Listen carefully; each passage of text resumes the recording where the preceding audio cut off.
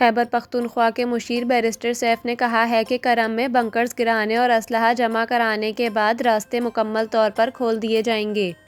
एक बयान में बैरिस्टर सैफ ने कहा कि एपेक्स कमेटी के फैसले की रोशनी में ज़िला करम को असलहे से पाक किया जाएगा। पायदार अमन के लिए ज़िले में बंकर्स को गिराने को यकीनी बनाया जाएगा। करम में रास्तों की बंदिश के बायस दरपेश अवामी मसाइल का इदराक है। उन्होंने कहा कि अमन मुआहदे के बाद मामूलाते ज़िंदगी बहाल हो जाएंगे। बंकर्स गिराने और असलहा जमा कराने के बाद रास्ते मुकम्मल तौर पर खोल दिए जाएंगे। बैरिस्टर सैफ का कहना था कि हुकूमत करम में पायदार और देरपा अमन चाहती है। बाज़ अनासिर करम में देरपा अमन के दुश्मन हैं। कुछ अनासिर करम से मुताल्लिक सोशल मीडिया पर बेबुनियाद प्रोपोगेंडा कर रहे हैं। कुछ अनासिर सूबाई हुकूमत की मुखलिसाना कोशिशों को गलत रंग दे रहे हैं।